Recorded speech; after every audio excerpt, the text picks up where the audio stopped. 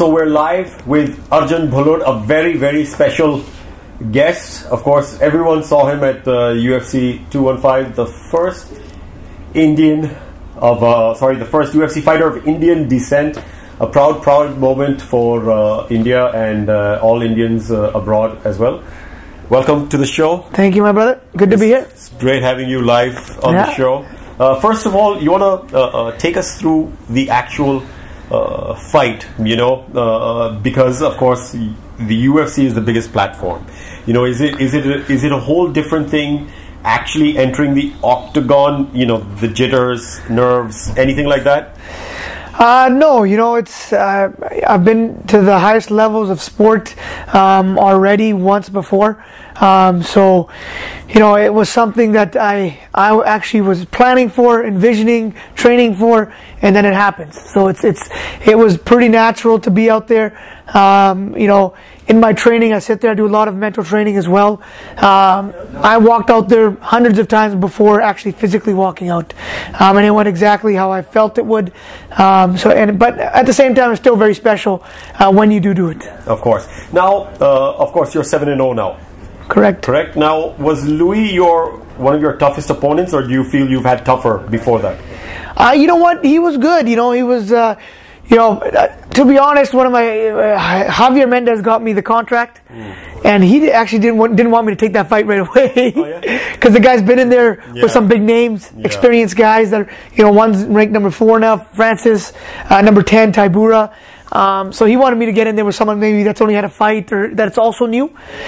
But I signed the thing anyhow. Sent it in. I go, it's my first one. Let's get going. So when you signed, you knew this is the guy you'll be fighting? Yes, I knew that was him. And you know what? We actually, I believe, my whole corner believes we beat the best version of him too. Yeah. He came in much lighter, much better prepared in terms of training for that fight. So not only did we beat a good fighter as in Luis, but we beat the best version of him from a team like ATT where he trains up. It speaks volumes to what we're doing. So I'm happy about it. Okay, great. Now tell us a little about your tour now. Of course, you've embarked on this media tour. You've just been to the UK, and now you're in India for the Sheru Classic as well. Hey, my friend, we got to connect all the Indians. We got to connect the dots, right? So UK was the first stop. Now out here for a week. Big thanks to Sheru Paji and his family, and for putting on the Sheru Classic and inviting me out. Their event is very high profile. People in North America know about it. So I'm very happy to be a part of that. And at the same time, like I said, connecting with the media on the ground out here, representing the UFC out this way. We're laying the foundation for when the company's coming out this way. So now tell me, there's two ways this works usually. One is, of course, the media really helps and brings people together and gives you a certain energy. Another way is, you might think, is it too early, after one fight to be, getting this groundswell of support going, and that adds to the pressure. So how would you take it? It's never too early for anything in life. Why would I wait to celebrate? Why would I wait to create a buzz? Why would I wait to connect with my people? That might be someone else's belief. I've got belief in myself, confidence in myself. People said we shouldn't be chartering our own flight to the fight because our only our first fight. Yeah. Why can't we do it our own way? That's the way we always do it, and have a lot of support, and so we're not waiting to be great. We're doing it now. Great, awesome. Now getting back to the UFC, I read somewhere right now that you're ranked 21. Sure, I don't know. So who would you see now? Because you're going to be thinking of that. Who's next on the list? For me, I don't think of that. I don't know what the rankings are. I don't know where I am. To me, I'm the best. And when the coaches line them up, I knock them down. All I do is train. That's my job. I've got management around me to take care of the business. I've got family around me to take care of my home, and I've got my coaches to take care of my training in terms of matchmaking and talking to the UFC. So they do their job, I do mine. That's how the system works. Now tell us a little about your training. Of course, like you mentioned, you've got an awesome support in Daniel Cormier. Yes. In DC, you train with him, and he spoke about you before the fight. He seems to, of course, he really likes you and supports you. Tell us a little about the environment of training and having somebody like that in your corner. It's huge, man. He's a 2-time Olympian, captain of the U.S. Olympic team. He was a hero in the sport of wrestling, and I looked up to him at that time because he's older than me, obviously. And then he made that move to the UFC. He's champion now. So everything he's doing, I'm following his lead. And he's competed heavyweight, light heavyweight. So he's got the blueprint for what a wrestler's got to do to be a champion in this sport. And it's awesome to be mentored by him and train alongside of him, all that type of stuff. So it's a good place to be. Sorry. Since we're talking about DC, I wanted to ask you this.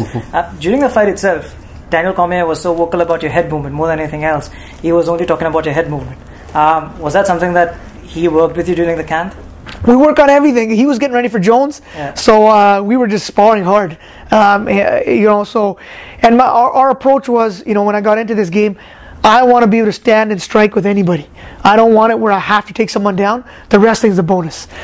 So we work diligently on the striking. He knows firsthand from the training, and I think that's why he was touching on that. He can speak to my strengths, being a teammate. Right, and did anything that Luis Enrique did, because he's an explosive fighter, but you did not see him until the third round really stepping in and upping his energy levels. Did that kind of take you by surprise in any way? Did what take me by surprise? Him just being mellow, just staying back. I think that's a credit to me. I was controlling it. I was setting the pace. I was walking forward the whole time. Third round, we knew we had the first two in the bag. And he was going to throw heat. He's a heavyweight, so we were more cautious on that. We knew the fight was in the bag. But heading into the third, we had known that before that. I controlled the whole narrative. He was on his back foot, looking to counter. Every time I touched him, I hurt him. I got close enough, I took him down. And that's why he was on his back foot, because he knew if he met me in the cage, I would have taken him down. And the narrative was, since you're a wrestler, people thought you'd go for the takedowns rather than strike with him. Who did you work with during your training camp for that? Like I said, half the time was in San Jose, half the time back home in Vancouver. Being an Olympic wrestler, everyone's going to expect that. Take him down, beat him up. And that will always be in the cards, but we're not going to force it. If a guy's on his back foot, moving, then we just stand until the time's right, then you take him down. We don't have to force anything. Right.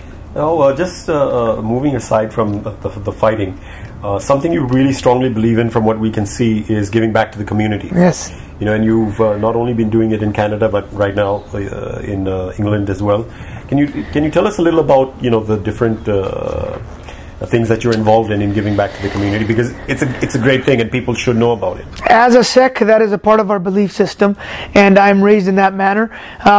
We always give back. We always do seva. That's something we believe in hugely. On the ground in India, we built, for example, just a quick. You were talking about it off camera. I guess I'll mention. So 7 days ago to this day, I want to go. 7 years ago, I won my gold at Commonwealth. So we came back a year later and we built a gym in our village, and it's free of use. Donated land for it. Built a thing. Kids from neighboring villages come and they train there. That was our give back to the country there. Back home I give scholarships to kids. I've got my own kids play foundation. I helped co-found a university program. I co-founded that. I'm coming next month and in November in Chandigarh, bringing the kids out here for a wrestling tour. So there's so much I like to give back. I give to sport. I'm involved with empowering women. Those are my priorities and what I'm passionate about. Awesome. The one thing that I even listened during your phone conversation was that your Commonwealth medal, you had put it somewhere just so that the kids could see it and get inspired. Can you just tell a bit about that as well? They have an Olympic, it's the first one in North America. They built a museum in my hometown of Vancouver for Olympic sports, and they wanted memorabilia from certain athletes and this, that sort of thing. And they have field trips to take kids through, and then other people can walk through obviously as well. So they asked me if I could donate some stuff. I gave them my boots, I gave them my singlet and my medal. As a wrestler, we don't have too much equipment, but I gave them what I could. And that's why the medal is there, yes. Right, and just comparing this scenario, we have Conor McGregor, who has brought Ireland with him. You keep talking about 1 billion strong. If we talk about Indians, there are more than 2 billion, give or take around the world. For sure.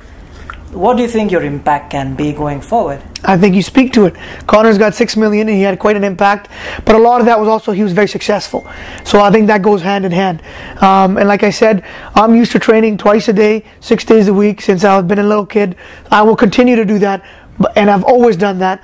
But what excites me is how we will be able to leverage that to create some great experiences and memories. And so the sky's the limit. If you look at the manpower we have behind us.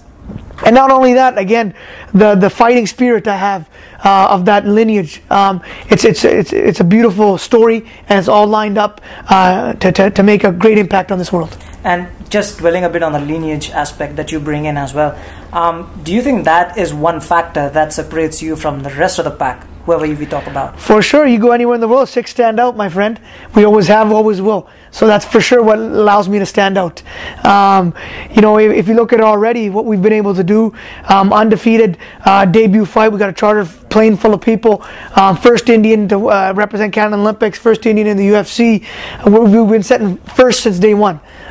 So we will continue to do this and continue to stand out. And where do you see, realistically, as we previously talked about, Sean Shelby said maybe 4 years or 3 years.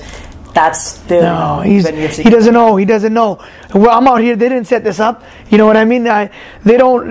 That's in their mind. They have no idea what the capabilities of the East are, and they don't have to create a story. We already have that groundwork done.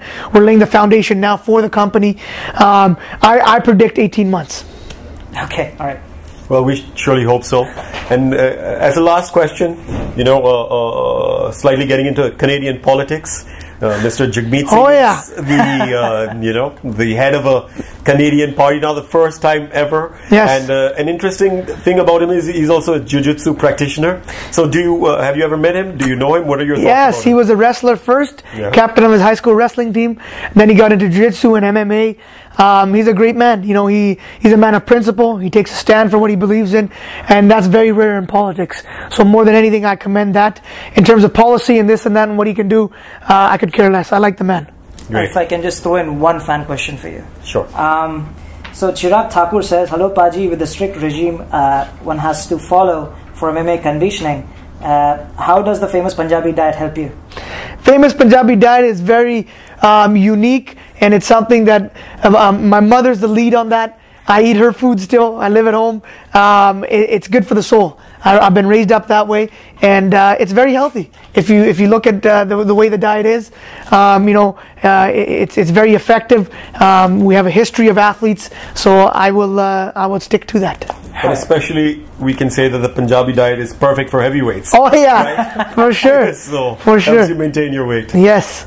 All right, so that's it from the fans as well. Yeah, so we'd like to, first of all, thank you again for being on the show, and all the best. We will be following your career, of course, and wishing you the very, very best for our Indian and our Paji in the UFC. I appreciate it. Thank you so much. Thank you for being on the show again. Thank you, my friends. That was Arjan Bhullar. Thank you all for joining us, and we will be back with you again with another episode soon. Thank you.